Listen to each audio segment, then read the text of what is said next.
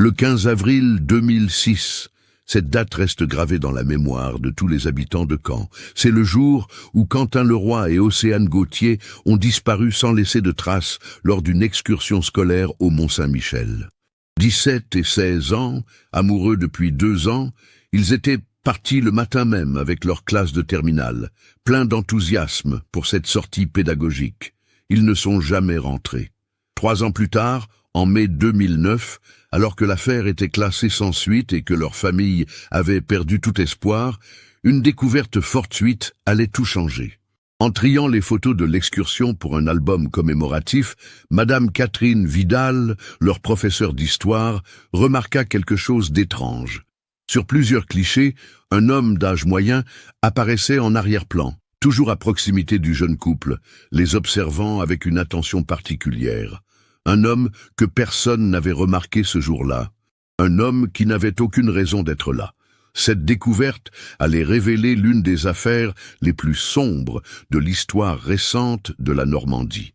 Car derrière ce qui semblait être un simple accident ou une fugue amoureuse, se cachait une réalité bien plus terrifiante. Comment avait-il pu passer inaperçu? Qui était cet homme mystérieux? Et surtout, que savait-il vraiment sur la disparition de Quentin et Océane? Avant de continuer avec cette histoire perturbante, si vous appréciez les cas mystérieux réels comme celui-ci, abonnez-vous à la chaîne et activez les notifications pour ne manquer aucun nouveau cas. Maintenant, découvrons comment tout a commencé. Pour comprendre toute l'ampleur de cette tragédie, il faut d'abord connaître le contexte dans lequel évoluaient Quentin et Océane. Caen, préfecture du Calvados, est une ville universitaire de 115 000 habitants, fière de son patrimoine historique et de sa proximité avec les plages du débarquement. En 2006, la ville connaissait une période de prospérité relative, avec un taux de chômage inférieur à la moyenne nationale et une population jeune dynamique. Le lycée Malherbe, établissement centenaire situé avenue Albert Sorel, accueillait alors 1200 élèves issus principalement de la bourgeoisie locale et des classes moyennes. Réputé pour son excellence académique et ses résultats au baccalauréat, l'établissement organisait régulièrement des sorties pédagogiques vers les sites historiques de la région. Le Mont-Saint-Michel, distant de 120 km, était une destination privilégiée pour les classes d'histoire et de français. Quentin Leroy était né le 12 mars 1989 d'une famille de commerçants prospères. Son père, Philippe Leroy, dirigeait une chaîne de magasins de sport dans la région, tandis que sa mère, Sylvie, était pharmacienne. Élève moyen, mais apprécié de tous, Quentin compensait ses difficultés scolaires par son charisme naturel et ses talents sportifs. Capitaine de l'équipe de rugby du lycée, il mesurait 1,80 m, avait les cheveux châtains et les yeux verts de sa mère. Ses professeurs le décrivaient comme un jeune homme généreux, parfois impulsif, mais d'une loyauté à toute épreuve envers ses amis. Océane Gauthier, née le 28 août 1989, venait d'un milieu plus modeste mais tout aussi respecté. Sa mère, Martine, enseignait les mathématiques au collège Le Chanteur, tandis que son père, Bernard, était contrôleur SNCF. Océane était l'exemple même de l'élève brillante. Première de sa classe depuis la 6e, déléguée des élèves, elle excellait particulièrement en littérature et en langue. Petite et menue, avec de longs cheveux bruns qu'elle portait souvent en queue de cheval, elle compensait sa timidité naturelle par une détermination farouche et une maturité exceptionnelle pour son âge. Leur histoire d'amour avait commencé en septembre 2004, lors de la rentrée en première. Quentin, attiré par l'intelligence d'Océane, avait mis des mois à la convaincre de sortir avec lui. Elle, initialement réticente à fréquenter le sportif populaire, avait finalement succombé à sa sincérité et à sa gentillesse. Leur personnalité complémentaire en faisait un couple solide, lui apportait l'insouciance et la joie de vivre, elle la stabilité et l'ambition. Leurs familles respectives avaient fini par accepter cette relation, malgré les inquiétudes initiales concernant leur jeune âge. La classe de terminale L, où ils étudiaient, comptait 32 élèves. Encadré par une équipe pédagogique expérimentée. Madame Catherine Vidal, 53 ans, enseignait l'histoire-géographie au lycée Malherbe depuis 25 ans. Ancienne élève de l'école normale supérieure, elle était reconnue pour sa rigueur académique et son investissement dans l'organisation de sorties culturelles. Divorcée, mère de 2 enfants adultes, elle vouait une passion sincère à la transmission du savoir historique. Le directeur de l'établissement, M. Henri Blanchard, 58 ans, dirigeait le lycée depuis 10 ans. Diplômé de l'École nationale d'administration, il avait occupé plusieurs postes dans l'administration de l'éducation nationale avant d'être nommé à Caen. Homme discret mais efficace, il entretenait d'excellentes relations avec le rectorat de l'Académie de Caen et les autorités locales. Sa gestion de l'établissement était saluée par l'inspection académique, qui citait régulièrement le lycée Malherbe en exemple. L'excursion au Mont-Saint-Michel s'inscrivait dans le programme d'histoire médiévale de terminale. Prévue de longue date, elle devait permettre aux élèves d'étudier in situ l'architecture gothique et l'évolution urbaine médiévale. Le programme incluait une visite guidée de l'abbaye, une conférence sur l'histoire du pèlerinage et une promenade sur les remparts pour observer les phénomènes de marée. Le matin du 15 avril 2006, le ciel normand était d'un gris uniforme, typique du printemps dans la région. La température oscillait autour de 12 degrés avec un vent d'ouest modéré qui portait l'odeur salée de la Manche. À 7 heures précises, l'autocar de la société Keolis stationna devant les grilles du lycée Malherbe, avenue Albert Sorel. Madame Vidal procéda à l'appel nominal des 32 élèves inscrits pour l'excursion. Océane, toujours ponctuelle, était arrivée 10 minutes en avance, son sac à dos soigneusement préparé la veille au soir. Elle portait son jean préféré, un pull en laine beige et ses baskets de marche. Quentin la rejoignit quelques minutes plus tard, légèrement essoufflé d'avoir couru depuis l'arrêt de bus. Il avait revêtu un blouson en cuir noir sur un t-shirt blanc, son uniforme habituel qui lui donnait cette allure décontractée que ses camarades lui enviaient. Le trajet jusqu'au Mont-Saint-Michel devait durer environ 2 heures, avec un arrêt technique prévu à Villedieu-les-Poêles. Madame Vidal avait distribué un questionnaire pédagogique que les élèves devaient compléter pendant la visite. Quentin et Océane s'installèrent naturellement côte à côte, vers le milieu de l'autocar. Leurs camarades témoigneraient plus tard qu'ils semblaient détendus et heureux, plaisantant avec les autres élèves et participant aux conversations générales. Pendant le trajet, Océane relisait ses notes de cours sur l'architecture normande, tandis que Quentin écoutait de la musique sur son lecteur MP3, partageant parfois ses écouteurs avec sa petite amie. Vers 9h30, lors de l'arrêt à Villedieu-les-Poêles, ils descendirent ensemble pour acheter des boissons dans une station-service Total. Le gérant de l'établissement, interrogé plus tard par la police, se souvenait vaguement d'un jeune couple correspondant à leur description, mais ne put fournir de détails précis. L'arrivée au Mont-Saint-Michel se fit vers 10h45. Le site touristique connaissait déjà une affluence importante, malgré l'heure matinale et la saison. Madame Vidal rassembla ses élèves sur le parking des bus et leur rappela les consignes de sécurité. Rester groupés pendant la visite, ne pas s'éloigner du guide et se retrouver à 16 heures précises près de l'autocar pour le départ de retour. La visite guidée commença à 11 heures précises, menée par monsieur Jean-Claude Hervé, guide conférencier professionnel travaillant pour l'Office de tourisme du Mont-Saint-Michel depuis 15 ans. Diplômé en histoire de l'art, âgé de 42 ans, il connaissait parfaitement son sujet et avait l'habitude des groupes scolaires. Sa prestation était réputée captivante, mêlant anecdotes historiques et explications techniques. Le groupe gravit la Grande Rue, cette artère principale qui serpente jusqu'à l'abbaye à travers un dédale de boutiques de souvenirs et de restaurants touristiques. Océane prenait des notes consciencieusement, posant des questions pertinentes qui démontraient sa préparation minutieuse. Quentin, moins passionné par l'histoire médiévale, restait néanmoins attentif, surtout quand le guide évoquait les techniques de construction et les prouesses architecturales. Vers 12h30, après avoir visité la crypte Notre-Dame des 30 Cierges et la salle de l'Aquilon, le groupe fit une pause déjeuner dans la salle hors sac du restaurant La Sirène. Madame Vidal avait négocié avec l'établissement la mise à disposition d'un espace privé pour ses élèves, qui avaient apporté leur repas tiré du sac. L'ambiance était détendue, les élèves partageant leurs impressions sur la visite matinale. C'est à ce moment précis que les témoignages commencent à diverger. Plusieurs élèves affirmèrent plus tard avoir vu Quentin et Océane terminer leur repas vers 13 heures. Mais personne ne put dire avec certitude s'ils avaient rejoint le groupe pour la suite de la visite. Madame Vidal, occupée à régler quelques problèmes logistiques avec le restaurant, n'effectua pas d'appel nominal après le déjeuner, se contentant d'un comptage visuel approximatif. La visite de l'après-midi devait inclure le cloître, le réfectoire des moines et la terrasse ouest, offrant une vue panoramique sur la baie. Le guide Hervé se souvenait d'avoir remarqué l'absence de quelques élèves vers 14 heures, mais cela ne l'inquiéta pas outre mesure. Il était habitué au groupe scolaire et savait que certains adolescents avaient tendance à traîner ou à s'isoler temporairement.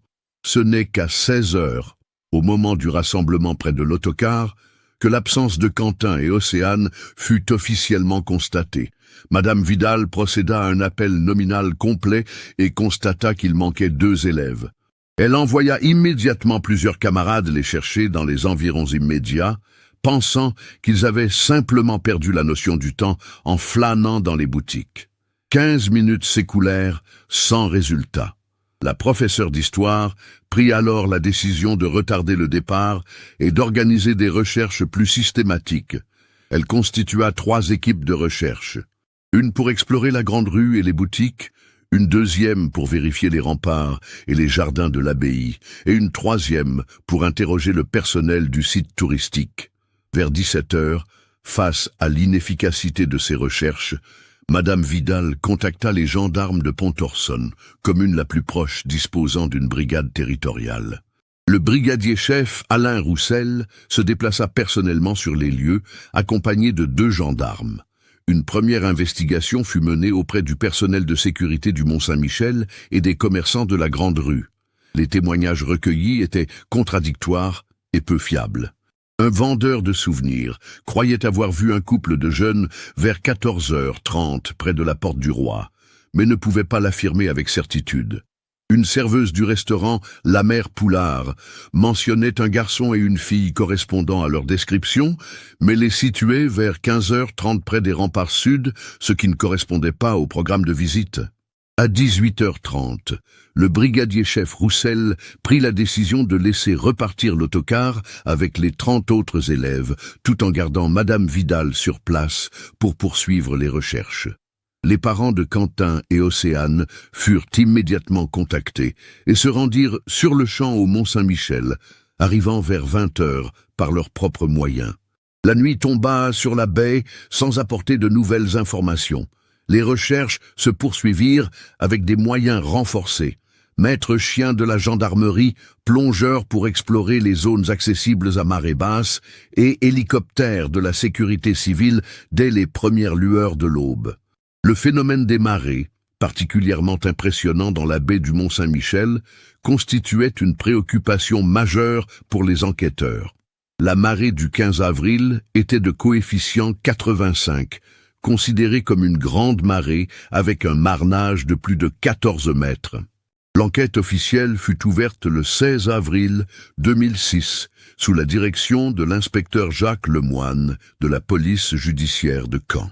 Âgé de 45 ans, père de famille et enquêteur expérimenté, Lemoine avait déjà traité plusieurs affaires de disparition d'adolescents au cours de sa carrière. Son approche méthodique et son empathie naturelle en faisaient un interlocuteur privilégié pour les familles en détresse. Les premières 48 heures furent cruciales. L'hypothèse d'un accident dans la baie fut rapidement écartée grâce aux recherches intensives menées par les équipes de sauvetage. Les courants de marée, malgré leur violence, n'auraient pas pu emporter des corps sans laisser de traces sur une zone aussi surveillée et fréquentée. De plus, aucun témoin ne les avait vus s'aventurer hors des sentiers balisés. L'enquête de voisinage révéla des éléments troublants. Contrairement aux apparences, la relation entre Quentin et Océane traversait depuis quelques semaines une période difficile. Leurs amis les plus proches confirmèrent des tensions récentes, principalement liées au projet d'études supérieures. Océane souhaitait intégrer une classe préparatoire littéraire parisienne, tandis que Quentin envisageait des études de commerce dans la région. Leurs téléphones portables, retrouvés dans leur sac laissé dans l'autocar, ne révélèrent aucun indice. L'analyse des derniers appels et messages ne montrait rien d'anormal. Conversations banales avec des amis, messages d'amour échangés le matin même de l'excursion. Océane avait même envoyé un SMS à sa mère à 11h54 pour lui dire que la visite était passionnante. Les familles Leroy et Gauthier vécurent cette épreuve différemment. Philippe et Sylvie Leroy, habitués à résoudre les problèmes par l'action et l'investissement financier, engagèrent rapidement un détective privé et offrirent une récompense de 50 000 € pour toute information permettant de retrouver leur fils. Ils organisèrent des battues bénévoles, firent imprimer des milliers d'affiches et sollicitèrent l'aide des médias nationaux. Bernard et Martine Gauthier, plus réservés et moins fortunés, choisirent une approche différente. Ils firent confiance aux autorités officielles tout en menant leurs propres recherches discrètes. Martine prit un congé sans solde pour se consacrer entièrement aux recherches, éplucha méthodiquement tous les témoignages et constitua un dossier personnel parallèle à l'enquête officielle. Les semaines passèrent sans résultat tangible. L'hypothèse d'une fugue amoureuse fut longuement explorée, mais ne résista pas à l'analyse approfondie. Ni Quentin ni Océane n'avaient emporté d'affaires personnelles. Leurs comptes bancaires restaient intacts et aucun n'avait manifesté le désir de quitter sa famille. Leurs personnalités respectives, telles que décrites par leurs proches, ne correspondaient pas au profil de fugueurs. L'été 2006 passa dans une alternance d'espoir et de désespoir. Chaque signalement de jeunes correspondant à leur description déclenchait une mobilisation immédiate, mais tous se révélaient infondés. La presse locale, puis nationale, s'empara de l'affaire. Le journal Ouest France publia une série d'articles détaillés, tandis que TF1 diffusa un reportage dans son émission Recherche dans l'intérêt des familles, présentée par Jacques Pradel. La rentrée scolaire de septembre 2006 fut particulièrement douloureuse pour leurs camarades de classe. Le lycée Malherbe organisa une cérémonie de soutien aux familles, mais l'atmosphère restait lourde d'interrogations. Leur place vide en terminale constituait un rappel quotidien de la tragédie. Plusieurs élèves développèrent des troubles anxieux nécessitant un soutien psychologique de la part de l'établissement. L'inspecteur Lemoine poursuivait méthodiquement son enquête, explorant toutes les pistes possibles. Il interrogea longuement tous les participants à l'excursion, le personnel du Mont-Saint-Michel, présent ce jour-là, les commerçants et les autres touristes identifiés grâce au registre d'entrée. Un travail de fourmi qui ne permit d'identifier aucun élément suspect. La théorie d'un enlèvement fut également étudiée en détail. Les enquêteurs vérifièrent les antécédents de tous les employés du site touristique, des chauffeurs d'autocars et même des autres visiteurs recensés ce jour-là. Aucune connexion avec des réseaux criminels connus ne fut établie. L'absence de demande de rançon renforçait le mystère. Au printemps 2007, soit un an après la disparition, l'enquête marqua le pas. Malgré les efforts considérables déployés par les forces de l'ordre et les familles, aucune piste sérieuse n'avait émergé. L'inspecteur Lemoine, face aux pressions hiérarchiques et à la nécessité de traiter d'autres affaires urgentes, dut réduire significativement les moyens consacrés au dossier. Cette période fut marquée par l'apparition de Marcel Fontaine dans l'entourage des familles. Cet homme de 52 ans, ancien militaire reconverti dans la sécurité privée, se présenta spontanément au Leroy en mai 2007, prétendant détenir des informations sur l'affaire. Divorcé, sans enfant, il expliqua avoir été touché par l'histoire du jeune couple et souhaitait aider les familles dans leurs recherches. Fontaine avait un physique imposant, 1,85 m, corpulence forte, cheveux grisonnants coupés courts et regard perçant. Son expérience professionnelle dans la sécurité et ses relations dans le milieu policier en faisaient un interlocuteur crédible. Il proposa ses services bénévolement, affirmant vouloir rendre justice à ses jeunes victimes. Son approche était différente de celle des enquêteurs officiels. Fontaine privilégiait l'analyse comportementale et les recoupements d'informations négligées. Il passa des semaines à reconstituer minutieusement la journée du 15 avril, interrogeant de nouveau tous les témoins avec une insistance particulière. Ces méthodes, parfois limites sur le plan légal, agaçaient l'inspecteur Lemoine, mais séduisaient les familles désespérées. L'année 2008 fut celle de l'acceptation progressive. Les psychologues appellent cette phase le travail de deuil blanc. Ce processus douloureux où les proches d'une personne disparue doivent apprendre à vivre avec l'incertitude permanente. Sans corps, sans explication, sans possibilité de faire leur deuil normalement, les familles Leroy et Gauthier durent réorganiser leur existence autour de ce vide béant. Philippe Leroy développa une obsession pour les nouvelles technologies d'investigation. Il finança l'acquisition de matériel de pointe pour les associations de recherche bénévoles, espérant que de nouveaux moyens techniques permettraient de percer le mystère. Sylvie, de son côté, sombra dans une dépression sévère qui nécessita plusieurs hospitalisations. Bernard Gauthier retourna progressivement à son travail de contrôleur SNCF, mais ses collègues notaient sa distraction constante et ses absences fréquentes. Martine conserva son congé sans solde, transformant le domicile familial en véritable centre de coordination des recherches. Elle entretenait une correspondance suivie avec d'autres familles confrontées à des disparitions similaires, constituant un réseau d'entraide informel mais efficace. Marcel Fontaine était devenu omniprésent dans leur quotidien. Il assistait aux rendez-vous avec les enquêteurs, participait à l'organisation des battues et prodiguait ses conseils pour maintenir la pression médiatique sur l'affaire. Sa disponibilité permanente et son investissement émotionnel apparent rassuraient les familles, qui voyaient en lui l'allié indéfectible dont elles avaient besoin. Le 15 mai 2009 marqua un tournant décisif dans l'enquête. Madame Catherine Vidal, toujours profondément affectée par la disparition de ses élèves, avait entrepris de constituer un album photographique commémoratif pour le 3e anniversaire de la tragédie. Son objectif était de rassembler toutes les photos prises lors de l'excursion afin de créer un mémorial digne de Quentin et Océane. Ce projet lui tenait particulièrement à cœur, car elle se sentait responsable de ce qui était arrivé.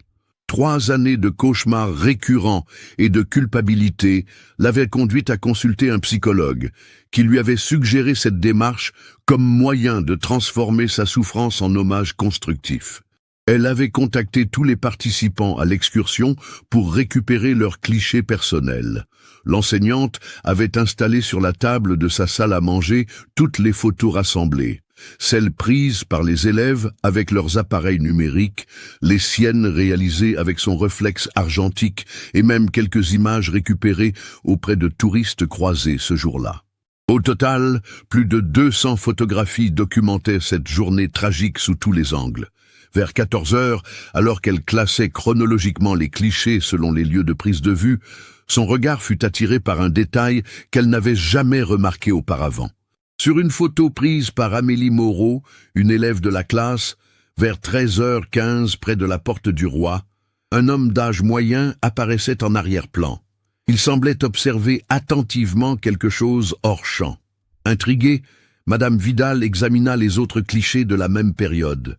Sur une deuxième photo, prise 15 minutes plus tard, par un autre élève près de la Grande Rue, le même homme était visible, toujours en retrait mais apparemment concentré sur un point précis. La professeure sortit une loupe pour mieux distinguer les détails. Homme de taille moyenne, veste sombre, casquette de baseball, attitude discrète mais attentive. Une troisième photo, réalisée cette fois par elle-même, vers 14 heures devant l'entrée de l'abbaye, révéla le même personnage. Cette fois, l'angle de prise de vue permettait de mieux distinguer son visage. Il s'agissait indéniablement du même individu, et sa présence récurrente dans le sillage du groupe scolaire ne pouvait pas être fortuite. Madame Vidal ressentit un frisson d'angoisse en réalisant l'implication de cette découverte. Elle étudia méthodiquement toutes les autres photos, relevant chaque apparition de l'homme mystérieux. Au total, Il était visible sur 7 clichés différents, toujours à proximité des élèves, toujours dans une position d'observation. Sur l'un d'eux, il semblait même suivre spécifiquement Quentin et Océane, qui s'éloignaient légèrement du groupe principal. La professeure téléphona immédiatement à l'inspecteur Lemoine pour lui faire part de sa découverte. L'enquêteur, qui avait maintenu le dossier en veille sans l'abandonner définitivement, se déplaça dans l'heure chez Madame Vidal. L'examen des photographies confirma ses soupçons. Cet homme n'appartenait manifestement pas au groupe scolaire et sa présence répétée était suspecte. Lemoine fit immédiatement scanner toutes les photos en haute définition et les transmit au service d'identité judiciaire de Caen pour analyse approfondie. Les techniques de traitement d'images avaient considérablement évolué depuis 2006, permettant d'améliorer significativement la qualité des clichés et d'extraire des détails invisibles à l'œil nu. Les résultats de l'analyse furent disponibles dès le lendemain. Le visage de l'homme put être partiellement reconstruit grâce à la compilation des différents angles de prise de vue. Le portrait robot ainsi obtenu fut immédiatement diffusé dans tous les services de police et de gendarmerie de France, ainsi qu'auprès d'Interpol. La réaction fut immédiate. Dès le 18 mai, 3 signalements convergents parvinrent aux enquêteurs. Le premier émanait de la gendarmerie de Bayeux, où un gendarme reconnut formellement Marcel Fontaine, l'homme qui aidait les familles depuis 2 ans. Le deuxième venait de la police municipale de Caen, où Fontaine était fiché pour plusieurs contraventions. Le troisième, le plus troublant, provenait des services sociaux du Calvados, qui avaient eu à traiter un signalement le concernant en 2005. L'inspecteur Lemoine ressentit un mélange de satisfaction et d'amertume en apprenant l'identité de l'homme des photos. Satisfaction car l'enquête prenait enfin une direction concrète après 3 années d'errance. Amertume, car il réalisait que le suspect s'était joué de tous depuis le début, manipulant les familles victimes avec un cynisme révoltant. Marcel Fontaine fut placé en garde à vue le 19 mai 2009 à 6 heures du matin. L'arrestation eut lieu à son domicile, un petit appartement loué rue de la Delivrande, à Caen. Les perquisitions révélèrent un matériel informatique sophistiqué, des dizaines de dossiers concernant des disparitions d'adolescents dans toute la France, et surtout, une collection de photos prises au Mont-Saint-Michel le 15 avril 2006. Parmi ces clichés personnels, certains montraient Quentin et Océane avec un niveau de détail troublant. Fontaine avait manifestement suivi le couple pendant toute la journée, documentant leurs moindres gestes avec l'obsession d'un prédateur. Une photo particulièrement éprouvante, prise au téléobjectif, montrait les 2 adolescents s'embrassant tendrement près des remparts, inconscients qu'ils étaient observés et traqués. L'interrogatoire de Marcel Fontaine commença le 19 mai à 14 heures dans les locaux de la police judiciaire de Caen. L'inspecteur Lemoine, assisté de sa collègue la capitaine Sophie Durand, spécialiste des affaires criminelles impliquant des mineurs, conduisit personnellement cet entretien crucial. Face à eux, Fontaine conservait un calme déconcertant, comme s'il avait anticipé ce moment depuis longtemps. Confronté aux photographies qui l'incriminaient, l'homme de 52 ans ne nia pas sa présence au Mont-Saint-Michel le 15 avril 2006. Sa stratégie de défense était habilement préparée. Il affirma s'être rendu sur le site touristique ce jour-là par simple coïncidence, dans le cadre d'une mission de surveillance pour une compagnie d'assurance. Selon ses déclarations, il devait observer discrètement un assuré soupçonné de simulation d'invalidité. Cette version était partiellement vérifiable. Fontaine travaillait effectivement en freelance pour plusieurs compagnies d'assurance et agences de détectives privés. Son carnet de rendez-vous mentionnait bien une mission à Avranches le 15 avril, commune située à 23 km du Mont-Saint-Michel. Cependant, aucun document ne justifiait sa présence spécifique sur le site historique ce jour-là. L'inspecteur Lemoine creusa méthodiquement cette piste. Il contacta la compagnie d'assurance AXA, qui avait effectivement confié une mission à Fontaine cette semaine-là. Mais l'enquête concernait un habitant d'Avranches qui ne s'était jamais rendu au Mont-Saint-Michel, selon ses proches. Le timing était trop parfait pour être honnête. Fontaine avait manifestement utilisé cette mission légitime comme alibi pour justifier sa présence dans la région. Plus troublant encore, l'analyse des photos personnelles de Fontaine révéla une connaissance troublante des habitudes du groupe scolaire. Plusieurs clichés avaient été pris avant même l'arrivée de l'autocar, montrant qu'il surveillait le parking depuis le début de matinée. D'autres photos documentaient l'itinéraire exact de la visite guidée, comme s'il connaissait le programme à l'avance. Cette découverte orienta l'enquête vers une nouvelle direction. Comment Fontaine avait-il pu connaître les détails de l'excursion? Les informations concernant les sorties scolaires n'étaient pas publiques et nécessitaient un accès privilégié au planning des établissements. Le moine et son équipe commencèrent à explorer les connexions possibles entre Fontaine et le système éducatif normand. L'investigation révéla que Fontaine entretenait effectivement des contacts dans le milieu scolaire. Sa ex-épouse, Marie-Claire Dubois, travaillait comme secrétaire administrative au rectorat de l'Académie de Caen depuis 15 ans. Bien qu'ils aient divorcé en 2004, ils maintenaient des relations cordiales et se voyaient régulièrement pour régler des questions administratives liées à leur séparation. Marie-Claire fut convoquée le 22 mai pour audition libre. Femme discrète de 48 ans, elle semblait sincèrement choquée d'apprendre les soupçons pesant sur son ex-mari. Elle confirma qu'ils se rencontraient environ une fois par mois dans un café près du rectorat, mais nia formellement avoir jamais évoqué avec lui des questions relatives aux excursions scolaires. Cependant, l'enquête administrative révéla que Marie-Claire avait accès, par ses fonctions, à toutes les autorisations de sortie des établissements de l'Académie. Ces documents, traités par ses services pour validation officielle, contenaient tous les détails des excursions. Date, horaire, itinéraire, effectif, nom des accompagnateurs. Une information extrêmement sensible qui, entre de mauvaises mains, permettait de cibler précisément des groupes d'adolescents. Confrontée à cette réalité lors d'un second interrogatoire, Marie-Claire s'effondra. Elle avoua que Marcel consultait parfois son ordinateur portable lors de leur rencontre, prétendant vérifier ses emails personnels. Elle n'avait jamais soupçonné qu'il puisse accéder frauduleusement à ses fichiers professionnels. La culpabilité de cette femme intègre était déchirante. Elle réalisait qu'elle avait involontairement contribué à une tragédie. L'expertise informatique de l'ordinateur de Marie-Claire confirma les soupçons des enquêteurs.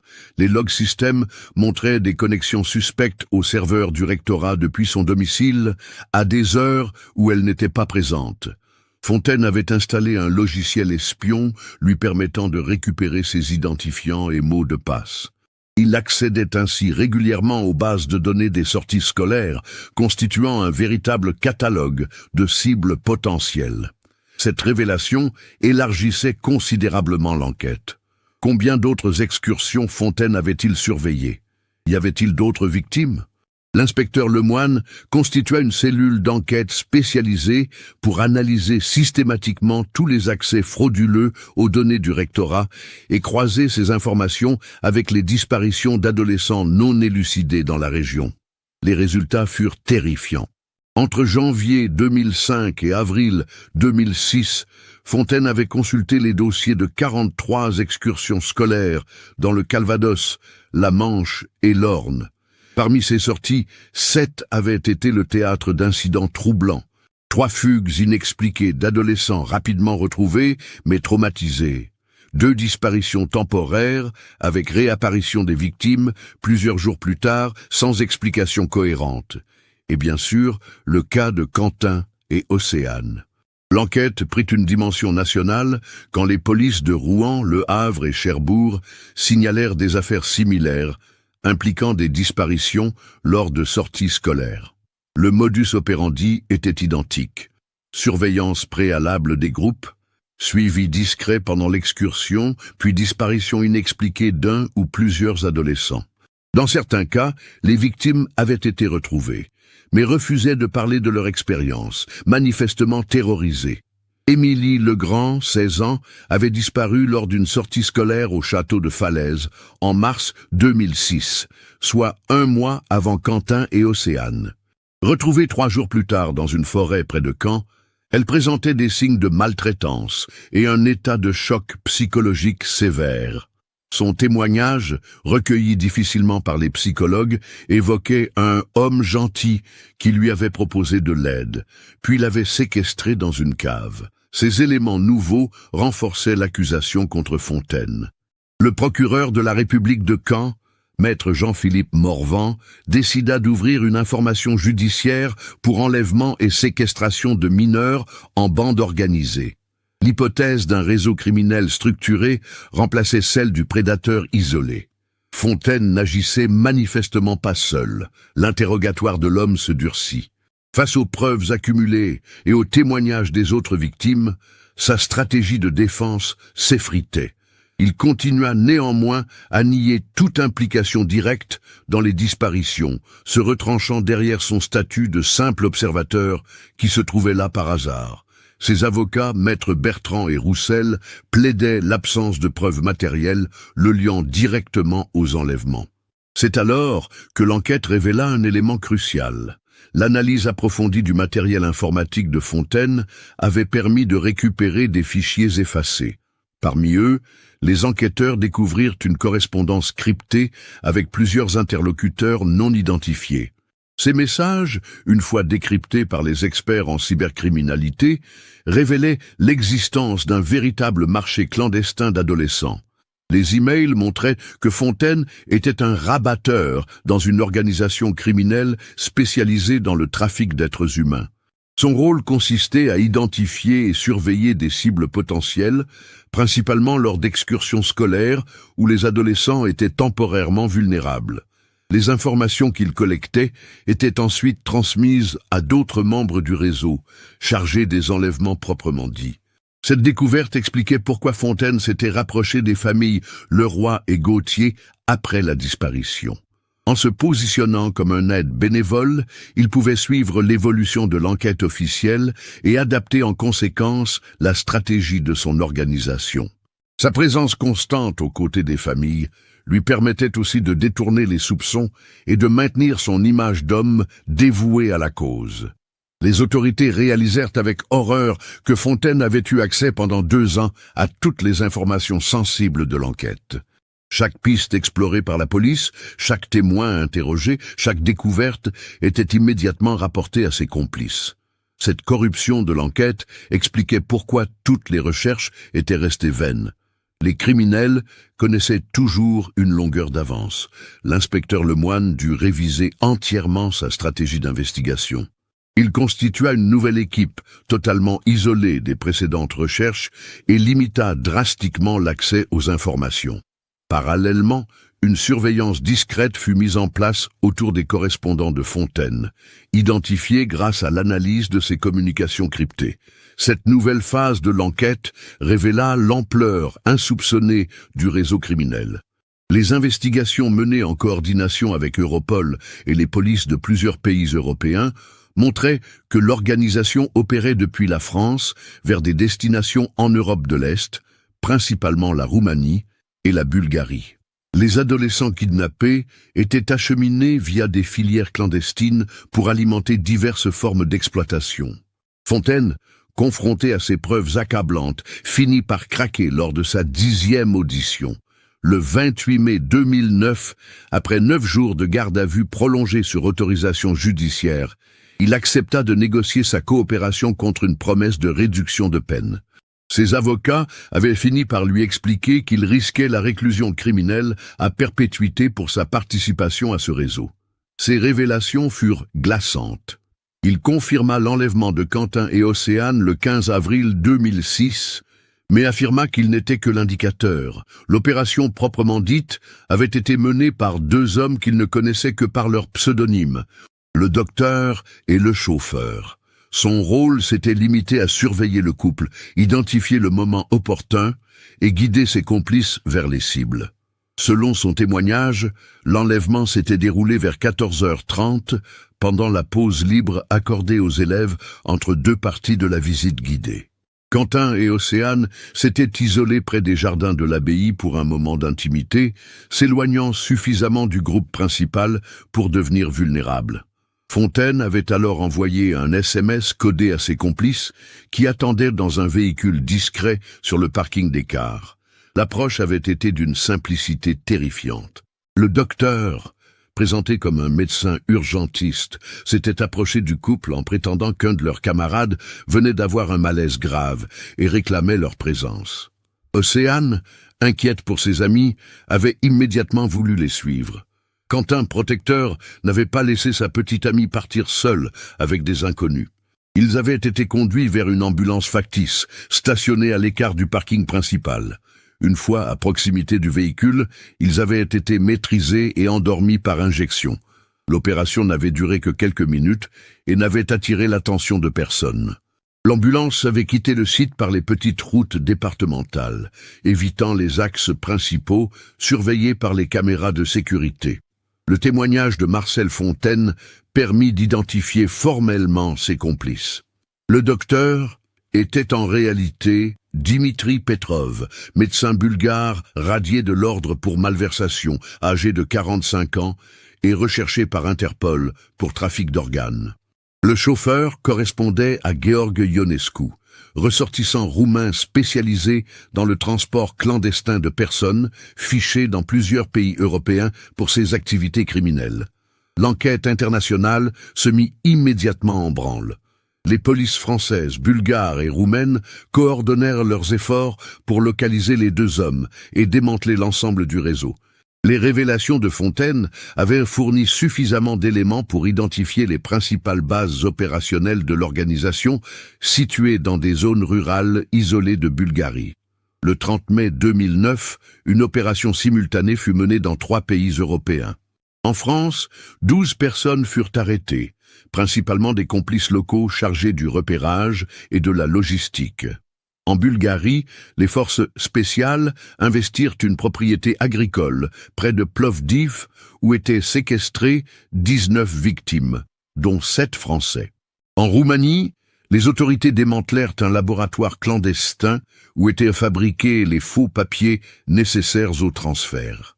Parmi les victimes libérées en Bulgarie, Quentin et Océane n'étaient malheureusement pas présents. Selon les témoignages recueillis auprès des autres prisonniers, le jeune couple français avait bien été détenu dans cette propriété pendant plusieurs mois, en 2006, mais avait été transféré vers une destination inconnue au début de l'automne. Cette information déchira les familles Leroy et Gauthier. L'espoir de retrouver leurs enfants vivants s'amenuisait, mais au moins savaient-ils enfin ce qui leur était arrivé. Les témoignages des victimes libérées révélaient les conditions épouvantables de détention. Enfermement dans des caves humides, nourriture insuffisante, violence psychologique constante et préparation forcée à l'exploitation.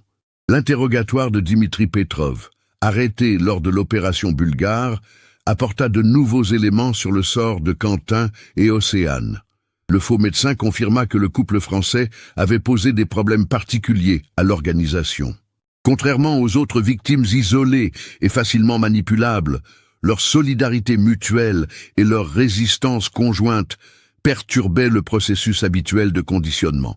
Quentin s'était montré particulièrement combatif, tentant à plusieurs reprises de protéger Océane et d'organiser des tentatives d'évasion avec les autres prisonniers. Océane, malgré sa petite taille, avait fait preuve d'un courage remarquable, refusant de se soumettre aux exigences de leur geôlier et maintenant le moral des autres victimes par son optimisme forcé. Cette résistance avait fini par agacer les dirigeants du réseau, qui avaient décidé de se débarrasser des 2 adolescents français plutôt que de continuer à investir du temps et de l'énergie dans leur conditionnement. Selon Petrov, ils avaient été liquidés en septembre 2006 et leur corps dissimulé dans une carrière abandonnée près de Pazardjik, à 100 km au sud-est de Sofia. Cette révélation, bien que terrible, apporta enfin une forme de conclusion aux familles. L'inspecteur Lemoine organisa immédiatement une mission en Bulgarie pour localiser et récupérer les dépouilles de Quentin et Océane. Les recherches, menées avec l'aide de chiens spécialisés et d'équipements de détection sophistiqués, durèrent 3 semaines. Le 22 juin 2009, les corps des 2 adolescents furent finalement retrouvés dans la carrière indiquée par Petrov. L'identification formelle fut effectuée grâce au dossier dentaire et à l'ADN. Leurs dépouilles, bien conservées grâce au climat sec de la région, permirent aux familles d'organiser enfin les obsèques qu'elles attendaient depuis plus de 3 ans. Le rapatriement eut lieu le 28 juin, dans la plus stricte intimité pour respecter la douleur des familles. Philippe et Sylvie Leroy, Bernard et Martine Gauthier se retrouvèrent pour la première fois depuis longtemps unis dans leur chagrin, mais aussi dans une certaine forme de soulagement. Ils savaient enfin ce qui était arrivé à leurs enfants et pouvaient commencer leur vrai travail de deuil. Les obsèques furent célébrées le 2 juillet 2009 en la cathédrale Notre-Dame de Caen, en présence de plus de 1000 personnes. Toute la communauté scolaire, les camarades de classe, les enseignants, les enquêteurs et de nombreux anonymes touchés par cette tragédie rendirent un dernier hommage à Quentin et Océane. Leurs cercueils, recouverts de fleurs blanches, furent inhumés côte à côte au cimetière de Bretteville-sur-Odon, réunissant dans la mort ces 2 jeunes gens que l'amour avait liés dans la vie. Le procès de Marcel Fontaine et de ses complices s'ouvrit en mars 2010 devant la cour d'assises du Calvados. L'affaire, qui avait pris une dimension européenne, mobilisa l'attention des médias nationaux et internationaux.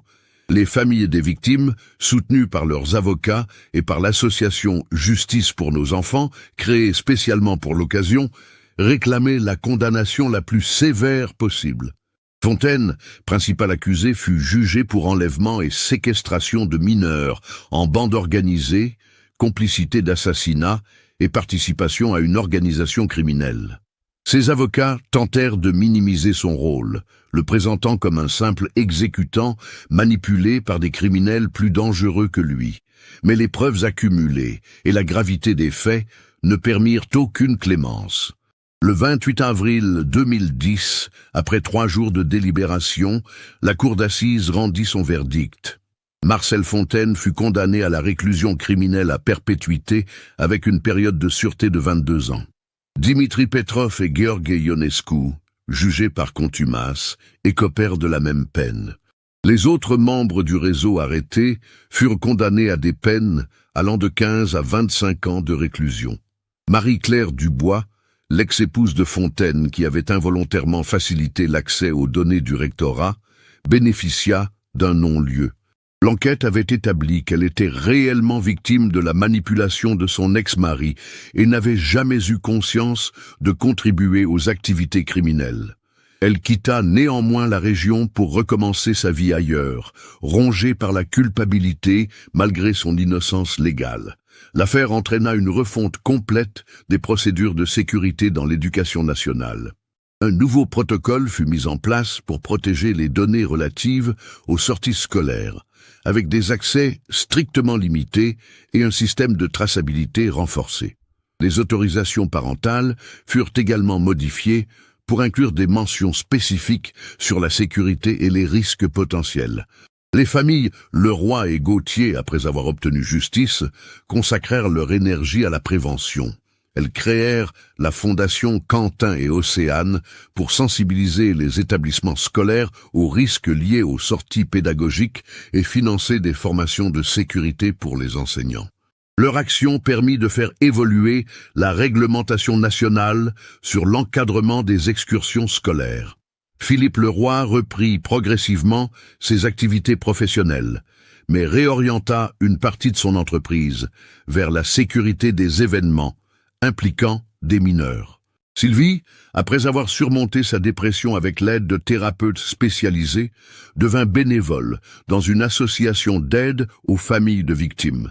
Bernard Gauthier conserva son poste à la SNCF, mais milita activement pour l'amélioration de la sécurité ferroviaire lors des voyages scolaires. Martine Gauthier, elle, reprit l'enseignement après 2 années de congé. Son expérience tragique avait renforcé sa vocation pédagogique, mais aussi sa vigilance concernant la sécurité de ses élèves. Elle devint une référence dans l'académie de Caen pour l'organisation sécurisée des sorties scolaires, formant de nombreux collègues aux nouvelles procédures. L'inspecteur Jacques Lemoine reçut les félicitations de sa hiérarchie pour la résolution de cette affaire complexe. Cependant, l'enquête l'avait profondément marqué.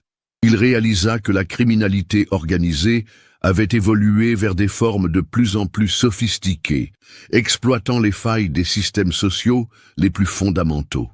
Cette prise de conscience l'incita à se spécialiser dans la lutte contre les réseaux de traite des êtres humains. Madame Catherine Vidal continua d'enseigner au lycée Malherbe, mais ne put jamais organiser de nouvelles sorties scolaires. Sa découverte des photos compromettantes avait certes permis de résoudre l'affaire, mais elle portait encore le poids de n'avoir rien remarqué le jour de la tragédie. Elle consacra ses dernières années de carrière à la formation des jeunes enseignants sur la vigilance nécessaire lors des sorties pédagogiques. Le lycée Malherbe fit apposer une plaque commémorative dans le hall d'entrée, rappelant la mémoire de Quentin Leroy et Océane Gauthier. Chaque 15 avril, une cérémonie sobre y est organisée pour honorer leurs souvenirs et sensibiliser les nouvelles générations d'élèves aux questions de sécurité. Leurs noms sont également inscrits au monument aux morts de la commune de Bretteville-sur-Odon, reconnaissant ainsi leur statut de victime du crime organisé. L'affaire eut des répercussions jusqu'en Bulgarie et en Roumanie, où les autorités renforcèrent considérablement leur lutte contre les réseaux de traite humaine. Les propriétés utilisées par l'organisation criminelle furent confisquées et transformées en centres d'accueil pour les victimes de la traite. Un fonds d'indemnisation européen fut créé pour soutenir les familles des victimes de ces réseaux transnationaux. Aujourd'hui, 15 ans après leur disparition, Quentin et Océane reposent côte à côte dans le petit cimetière de Bretteville-sur-Odon. Leur tombe, toujours fleurie par leur famille et leurs anciens camarades, témoigne d'un amour qui a survécu à la tragédie. Les deux jeunes gens, unis dans la vie par un sentiment sincère, le sont restés dans la mort, victimes d'une barbarie qu'ils n'auraient jamais pu imaginer. Leur histoire, terrible mais nécessaire à conter, rappelle que derrière les statistiques sur la criminalité organisée se cachent des drames humains d'une profondeur incommensurable.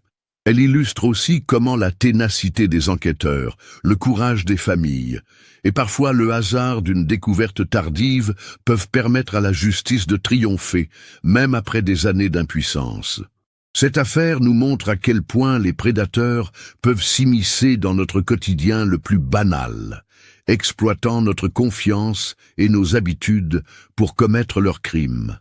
L'histoire de Quentin et Océane révèle aussi la force des liens familiaux et amoureux face à l'adversité, ainsi que l'importance cruciale de la vigilance collective pour protéger nos enfants.